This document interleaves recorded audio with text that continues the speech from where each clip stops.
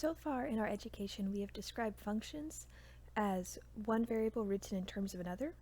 So in this case, y is the dependent variable on x, and we could graph the line plotted by this idea. This is called our Cartesian coordinates. In this section, we're going to learn about parametric equations, which instead of one variable varying in terms of the other, there's going to be a third variable that gives the variance in x and y separately. Instead of writing y equals 2x plus 1, what if we considered an additional variable t, and we wanted to describe how x varies directly in terms of t and how y varies in terms of t? And notice that in this case, x and y are not related except for the fact that they both vary in some relation to t. Now, as we're going to see in this table, this is called a parametric equation, and it is exactly the same path described by our Cartesian coordinates.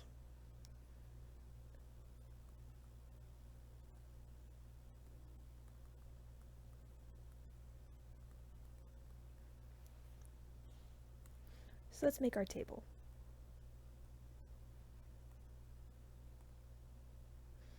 So here we would label our t, and then the xy is a pair of points. So based on the value t, we get an x comma y point. So plugging in t equals 0 to the equation, we would get x becomes 0, y becomes 2 times 0 plus 1, which is 1. So we get the point 0, 1. Now when t is 1, we would get 1 in for t here for the x value, 1 here, 2 times 1 plus 1 is 3. And then finally, whenever t is 2, we get the point 2 comma 5.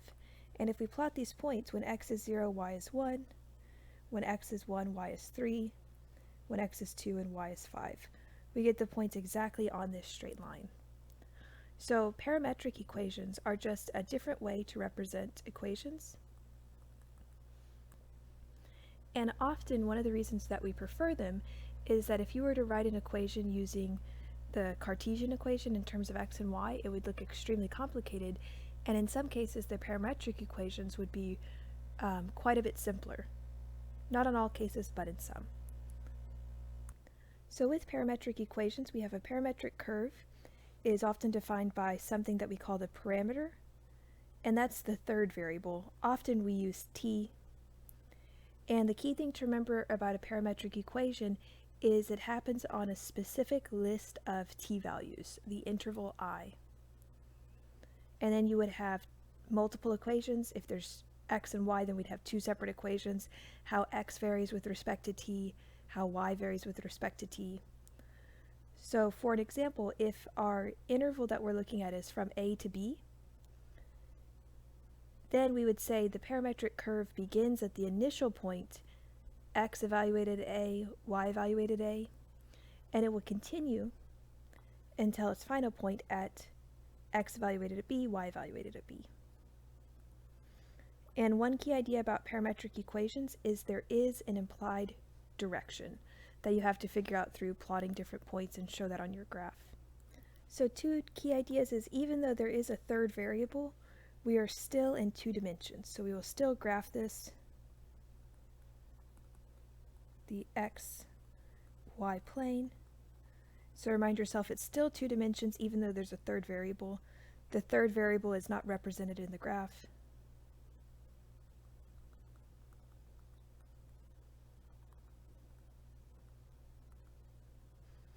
And then the other thing to keep in mind is that you need to show a direction in your graph, often indicated just by an arrow.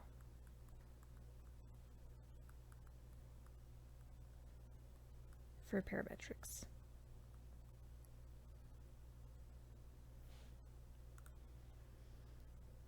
Now for our first example, we have consider the parametric equation given by x equals t squared plus 2, where y is varying as 4 times t on the interval -2 to 2. So this is our I is from -2 to 2. So we can choose any t values between those. That would mean our initial point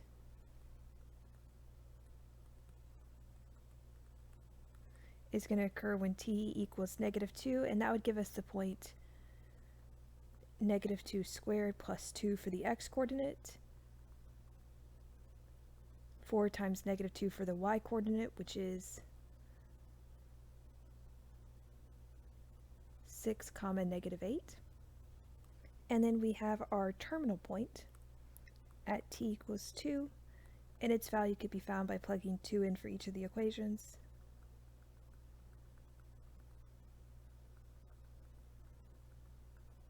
And that should give us +6, +8. So this is where our graph starts and then stops. And we'll want to make a table of values to determine the behavior between these points so we can get a good idea of what this graph looks like. So we list our t values, our x, y. We're going to write these as coordinate pairs. We already know what happens when t equals -2 and when t equals 2.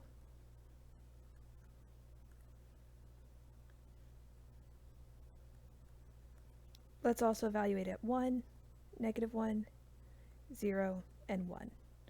So this would be a great time to pause the video and find these values, unpause to check your work. Remember, you're plugging these t values into the corresponding t portions of the equations. So for the x-coordinate, -1 squared is a +1, plus 2 would give us the coordinate of 3, comma, -1 into 4 times -1 gives us -4. Plugging in 0, we get 0 squared plus 2, which is 2 for the x-coordinate, 4 times 0, which is 0 for the y-coordinate. Plugging in 1, we get 1 squared plus 2, which is 3, comma, 4 times 1, which is 4. So we do see there's some nice symmetry here between the coordinates for negative t values and positive t values. Now, as we begin to graph this, there's still only 2 dimensions to our axis, x and y. All the t does is we plug the t values into the equations to get the xy pair, but the xy pairs are what are going to be graphed, just like we would graph these before. So for the first one, let's go over 6 and down -8.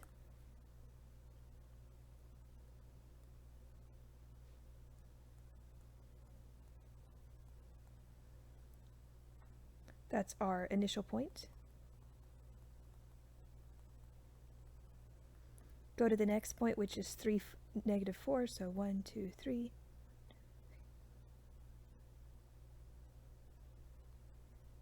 Then our next point is at 2, 0, and then 3, 4.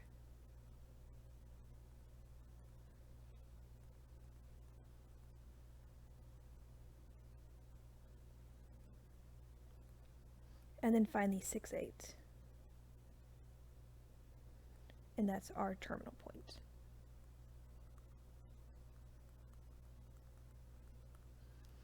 Now we could plot more points to get a better picture of the graph, and definitely do so if you need to plot more points to see what's going on, but we could also in this case look at what's occurring. The x values are acting like a parabola, right? And that's why we see this parabola shape for the x coordinates.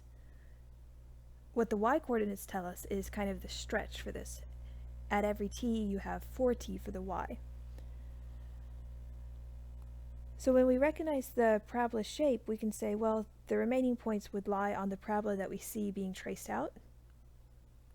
And then we do have to give a direction. We know as time passes, we move along the curve in this direction. So this is the direction we want to show, from the initial to the terminal. So we would say it's going like this. Just a few little arrows to show that we're moving in this direction is all that's needed.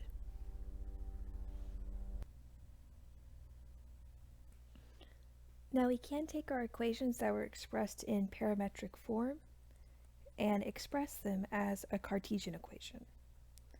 The way that you do that generally, if it's possible, is to isolate one of the t's. And if we were looking at our 2 equations, x and y, I think we'd see that y is easier to manipulate. We could divide both sides by 4 and get that t is y over 4. So the way the Cartesian equation works is x is dependent on t, but now we have a nice solved equation for what t is equal to. So we would get the Cartesian equation involving only x and y, that x is y over 4 squared plus 2, which would simplify to x is y squared over 16 plus 2.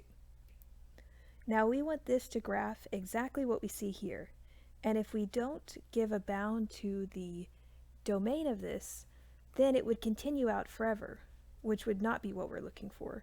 We want to show that it starts at the initial point and it stops at the terminal point, so we do need to think about the interval. For the parametric equation, the interval was -2 to 2 as t values, but we know -2 corresponds with the x value of 6, 2 corresponds with the x value of 6, and it goes between -2 and 2. We get our lowest point at 2 for the x value, or alternatively, it's from -8 to 8 in the y coordinates, so you could say where y is between -8 and 8. That could be one way to write the domain that this is allowed on. Or we could also say from when x is 2 to 6. So whenever you go from a parametric to a Cartesian coordinate, do be sure that you have to somehow restrict the domain to match what we saw in the original equation. In our next example, we have a pair of parametric equations x and y, and we're asked to graph this, and then when we finish that, rewrite it as a Cartesian equation, so convert the parametrics to Cartesians. Let's begin by graphing it. Now, one thing we note is we have not been told an interval here, so if you're not told an interval, then you should assume the interval is the natural domain of the two given expressions. Now 3 times t, that domain is everything, so that's fine. However, the square root of t plus 2 is going to give us a domain issue. We know that you can't have negative values under the square root, so we need to think, where is t plus 2 greater than 0? Well, if we solve this, we could subtract 2 from both sides and see that t needs to be greater than -2.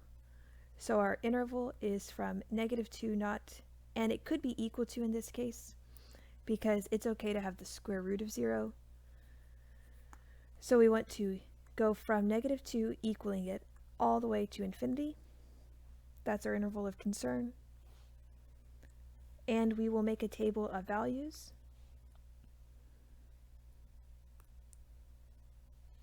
Now we know when x takes on the value -2, or when t does, we've got -2 plus 2, square root of 0, the x coordinate 0. -2 times -3 gives us -6. If t takes on the value -1, we would have the square root of 1, which is 1 for the x value, -3 for the y value. Now at 0, we just have the square root of 2 for the x value, and then a positive, or 0 for the y value. Take a moment to fill in the remaining 2 coordinates.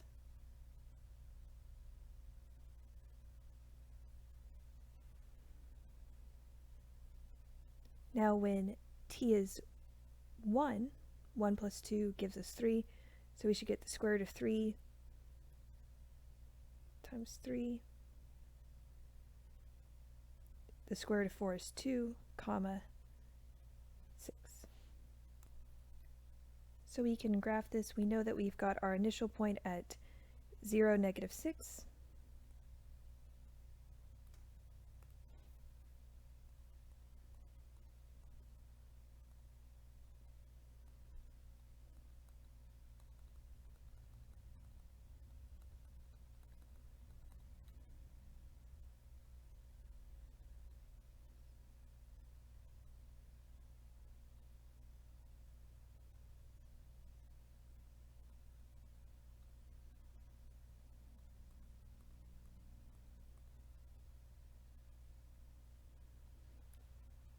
And this is not our endpoint 2. I just stopped there. We could probably see the path because we know the interval goes to infinity. So whatever pattern's been set before, it's just going to continue.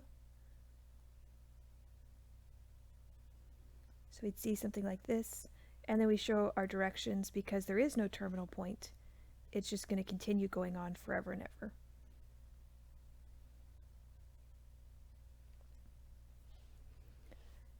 Now we went through the method where we found the table of values and then we graphed it, but you also could have alternatively found the Cartesian equation first, since that's what we're really comfortable with graphing, and then graphed it just realizing the restriction on the domain.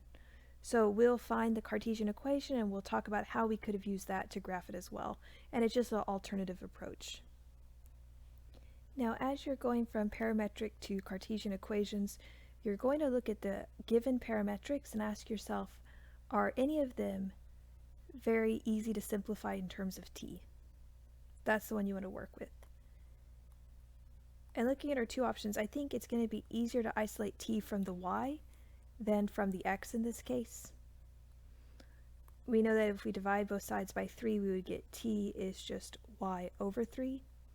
So then we substitute that value into the equation for t here.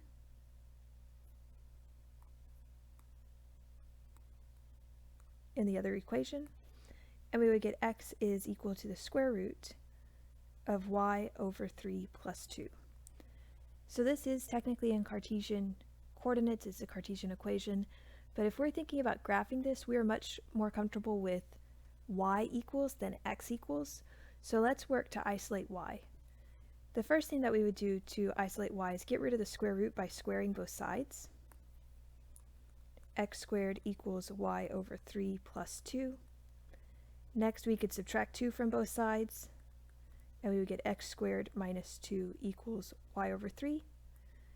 Finally, we can multiply both sides by 3. 3 times x squared minus 2 equals y by itself. And then we can just distribute this. Y is 3x squared minus 6. Now this Cartesian equation, 3x squared minus 6, makes us think of a parabola whose vertex is at -6, and it's going to be upward facing.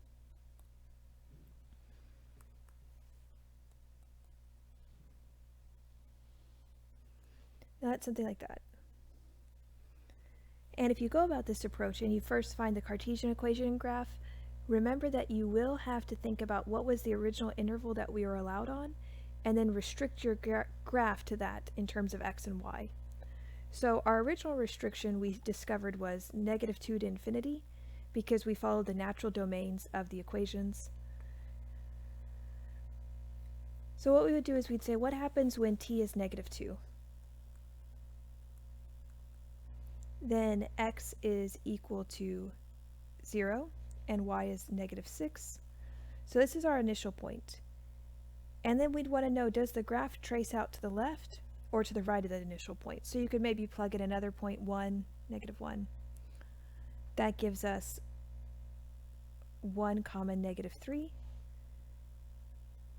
So we see that the graph is going to continue moving along this portion of the parabola, which means this part is not a part of it because it's not in the interval that we started with. So if we wrote this as a Cartesian coordinate, we would have to say from x can be 0 to infinity for our x values.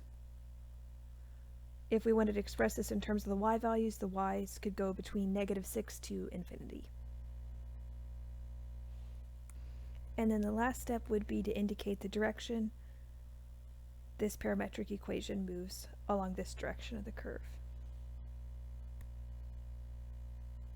In our next example, we have the parametric equations x equals sum a times cosine of theta, y equals sum a times sine of theta, and here we'd want to make clear that theta is the variable and a is just a unspecified number. It should be treated as a constant. We've been asked to graph this and rewrite as a Cartesian equation. Let's start by rewriting as a Cartesian equation and then we'll graph from there. Now if we're going to rewrite this as a Cartesian equation, we know our goal is to get the given variable theta by itself and then substitute that into another equation. The problem is theta is part of a function. Cosine of theta and sine of theta would have to be treated very differently than just 2 theta. Because cosine of theta is saying theta is the input to a function value, and while we can isolate theta, it's going to be relatively difficult. So there are some cases where you're given parametric equations that would be very difficult to isolate the variable. However, the pieces of the equations themselves are very nicely related.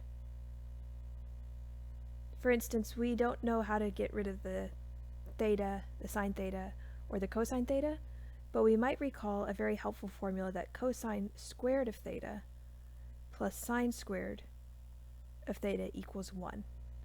And this is going to be our key idea here. Now we know this identity doesn't say anything about a cosine of theta, so what I would do first is I'd say, we can't solve for theta directly, but we can at least get rid of the a from both sides by dividing it. And that gives me the simplified form of x over a equals cosine of theta. Similarly, let's divide both sides of the equation by a here. Y over a gets sine of theta. And the way we know that we're not going to solve for theta is we just don't know how. That would take more time. It would involve inverse trig functions. So instead we're going to work with this equation. Because our key thing is we just want an equation that relates x and y. So we say cosine squared of theta, that's just another way of writing it like this, plus sine squared of theta is equal to 1. And the benefit of this is we know exactly what cosine of theta could be replaced by, x over a. We know what sine of theta can be replaced by, y over a. So in our next line we'll make these replacements, and we see that the thetas completely disappear. And we have an equation just in terms of x and y.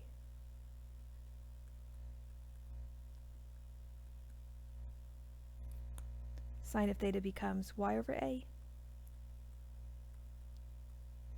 And this is now a Cartesian equation. It's only in terms of x and y. Now here we can simplify things a bit, distribute the square to both the top and the bottom of the fractions, and we get x squared over a squared plus y squared over b squared. Sorry, when I was copying that down wrong.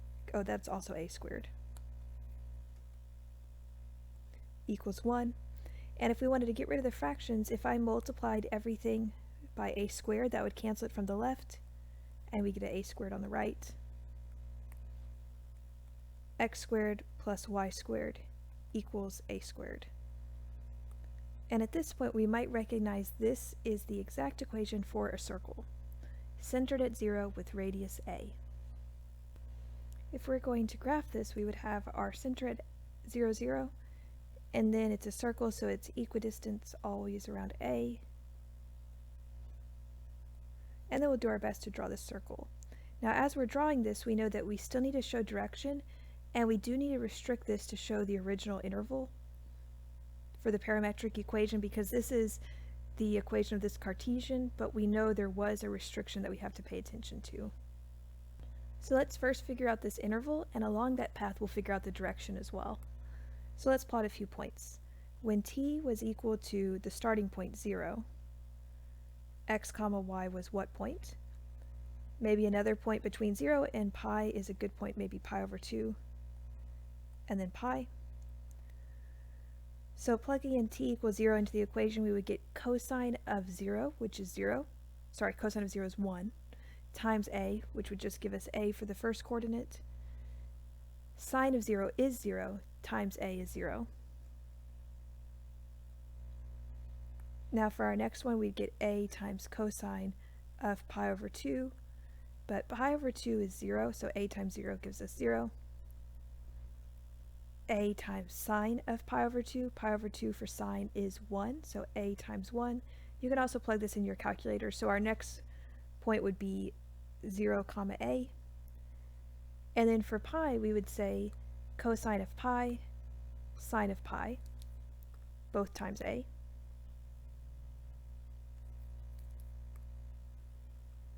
Cosine of pi is -1 times a is negative a. Sine of pi is 0 times a is 0. And this is our initial point and our terminal point.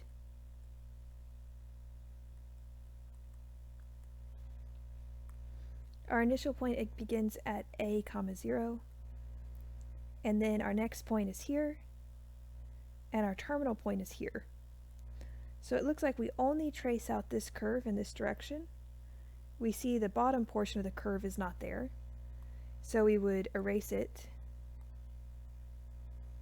And we would also say the direction is it starts here, and it's moving from the start to the terminal.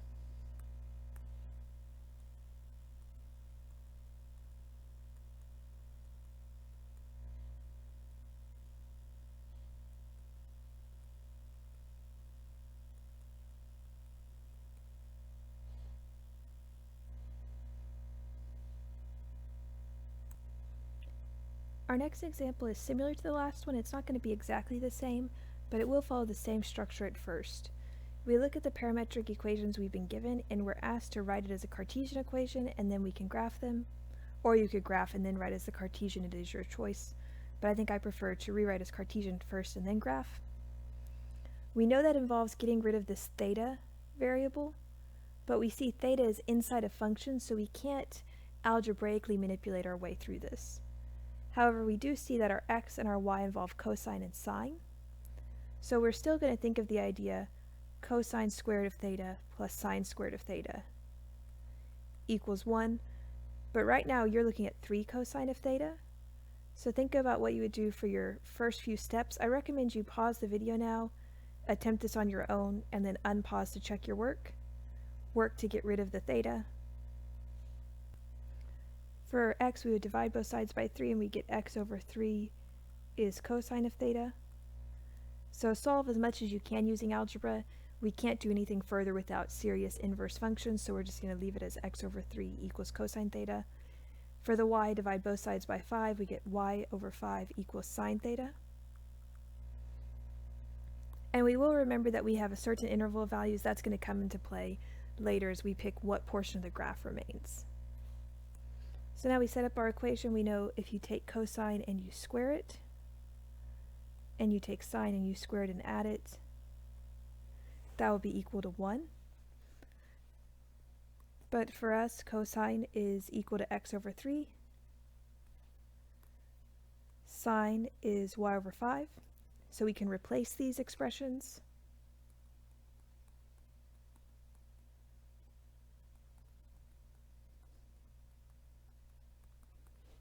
And we get x squared over 9 plus y squared over 25 equals 1.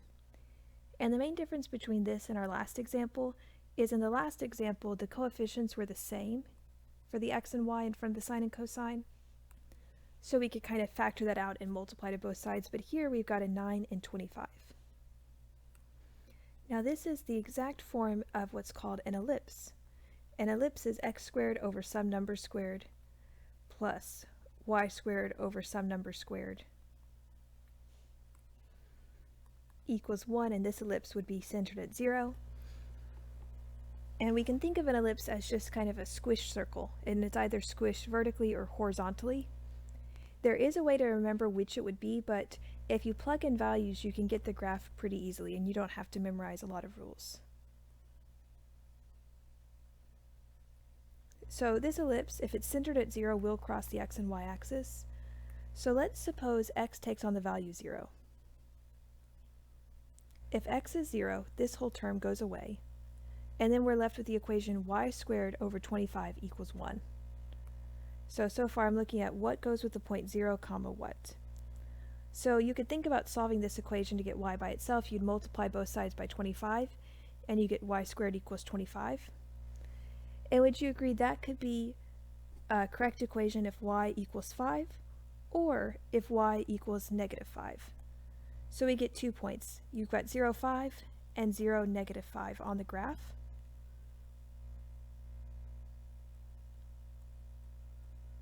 That's our negative 5. That's our 5. So we have those 2 points for our ellipse. And the idea is we're just going to plug in when x is 0, y is 0. That's going to give us the general shape of the ellipse, and then we'll connect everything together. So similarly, let's now let y be equal to 0. So earlier we let x equal 0. Now we're going to let y equal 0. So if y is 0, 0 squared is 0, divided by 25 is 0. That gets rid of that completely. And you'd be left with the equation x squared over 9 equals 1. Multiply both sides by 9, you get x squared equals 9, which occurs when x equals -3 and x equals +3.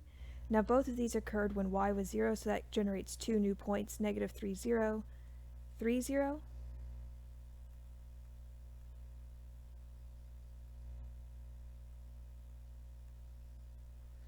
And here we see that our ellipse is taller than it is wide in this case. And we join these to the best of our abilities to make it look like an ellipse.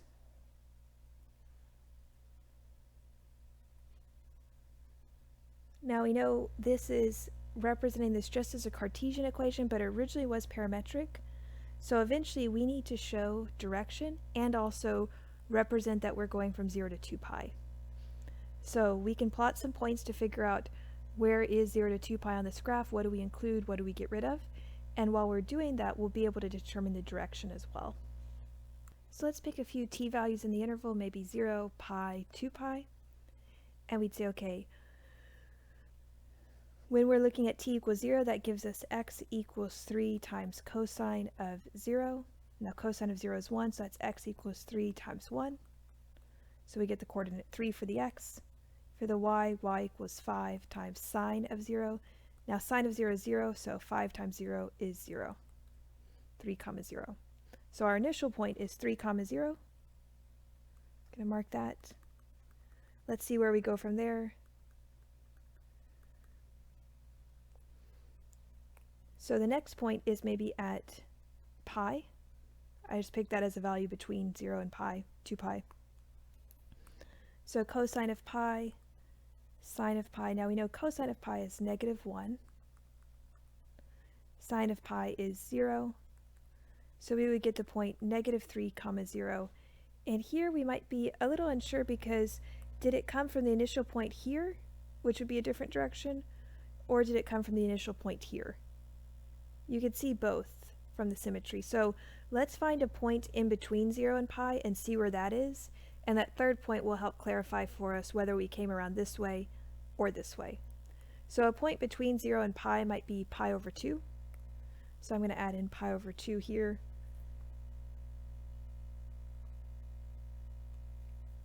So at pi over 2, cosine of pi over 2 is 0, so that gives us the x value 0. Sine of pi over 2 is 1. That gives us the y value 5, so we've got 0, 5. So the in-between point to get from here to here, we had to pass through this point. So we now kind of know our direction that we're traveling is this way. Now that's just a pi. We're going to continue to 2 pi. So we now plug in 2 pi to our equation.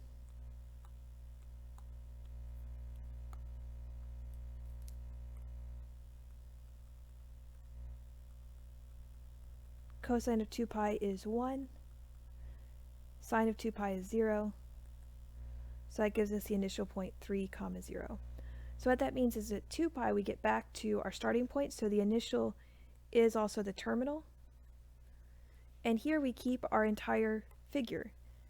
We go from here, from where we were at pi, all the way to where we are at 2 pi. So remember, when you're graphing parametric equations, you do have to make sure it is in reference to the original interval and that you show a direction to your graph. Now we've seen cases where you could easily solve for t and then substitute to get to a Cartesian equation. That was some of our first examples. Then we saw a few examples involving cosine squared plus sine squared equals 1. We saw that if you can't isolate the parameter, maybe you could use a nice trig identity. And this next one is a different case where, again, we'd like to, if we're going to get this in terms of a Cartesian equation, we'd like to solve for t. But do we see in both these parametric equations y and x? It would be very difficult to isolate t because t is in different locations on the fraction. So here we realize we need to get rid of t, but it's going to be hard.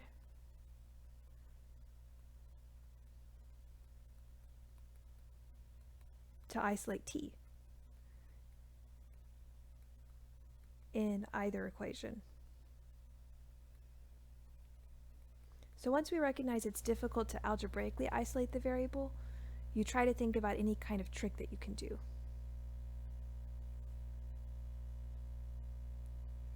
Now this trick is a little complicated, but I think it will make sense when we see it.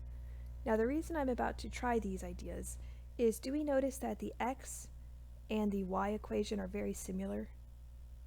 They only difference by a positive or a minus sign in between the two terms. It's either t plus 1 over t, t minus 1 over t. So the idea that I might have is, well, if they only differ by a few terms, what if I look at x plus y, that's t plus 1 over t plus t minus 1 over t. Do we see the nice thing is the 1 over t's are opposite values, so they cancel out, and we would just get 2t. So keep that in mind. But the problem there is this alone won't help us, because just because we solve for what t is, we still need to be able to substitute that or get that in a simpler equation, and right now there's still 3 variables. We want to completely get rid of t. I don't really want to solve for t and substitute into these equations. That would be equally complex. So what I might see next is, well, I know that x plus y, x minus y, that's difference of perfect squares, that's x squared minus y squared. So the idea is, maybe let's look at what x minus y is and see if this works out nicely. And just the reason we thought about that is we already have an x plus y, so why not get an x minus y and use a known rule for the difference of perfect squares formula. So x minus y would be t plus 1 over t minus, make sure to put y in parentheses here so you distribute it correctly, this. That's going to be t plus 1 over t, distributing the minus as a minus t, plus 1 over t. And in this case, the t's are what cancel, and we get a 2 over t. So here, if we fill in this equation, x plus y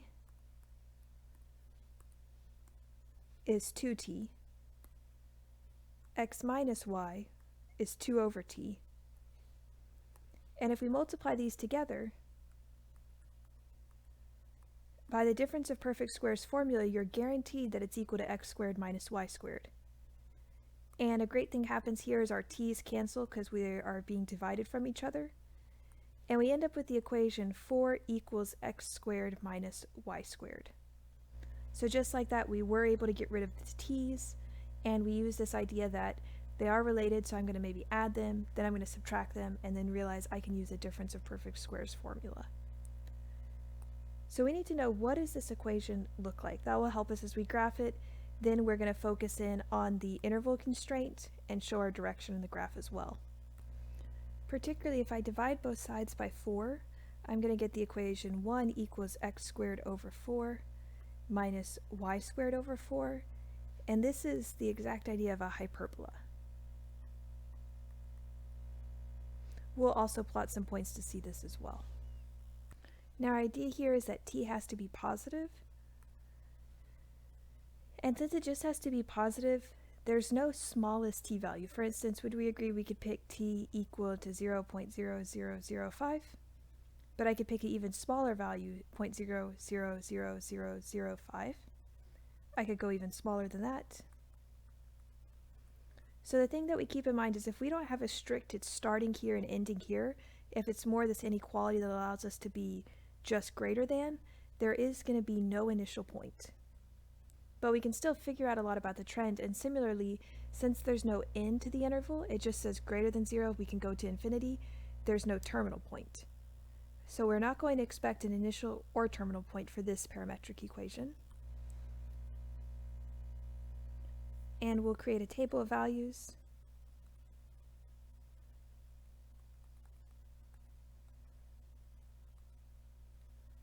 Now maybe let's use things like 1, 2, they do all have to be positive from the constraint of t, 3. So if we plug in 1 for x, we would get 1 plus 1 over 1, which I think we'd agree is 2. For y, 1 minus 1 over 1, which would give us 0. Now we plug in 2. So for x, it's 2 plus 1 over 2 following the equation. that gives us 2.5. For y, we would get 2 minus 1 over 2, which should give us 1.5. For 3, we plug in the equation as well.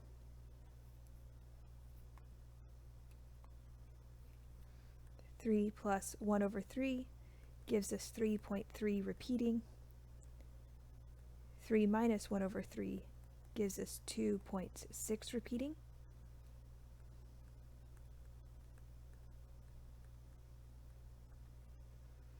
Let's plot these points to begin with. So at 1 we get 1, 0, 2.5, so that's our 2.5, 1.5. At 3 we would be about 3.3, a little bit 2.6. Now all of this is only looking at when t is 1, and there's many points that are still greater than 0 but less than 1, so I should also include some values less than 1 as well. So maybe let's say 0.5, 0.25, because those are still less than 1, they do count. So at 0.5 we would get in the x equation 0.5 plus 1 over 0.5, and 1 over 0.5 is actually 2, so that gives us 2.5. 0.5 minus 1 over 0.5, that would give us a negative 1.5.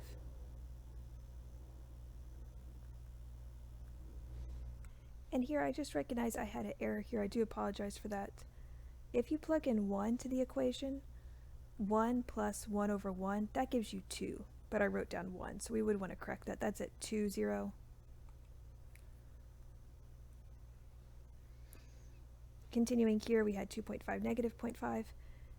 Take a moment to plug in 0.5. I recommend you pause the video, find the next pair of points, unpause to check your work.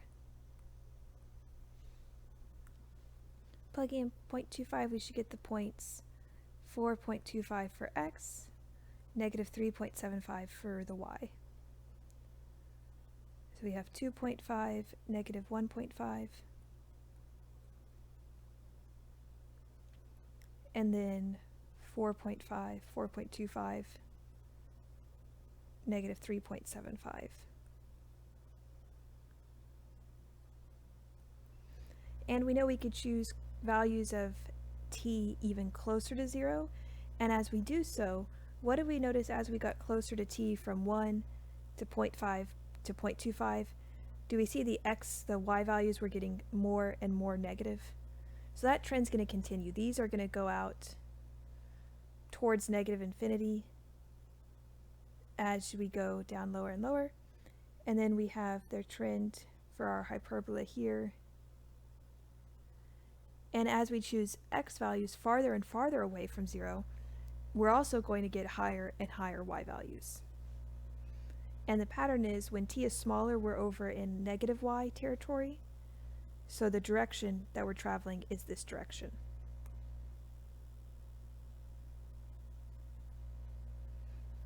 And that would be the graph of our hyperbola based on the initial conditions of the interval.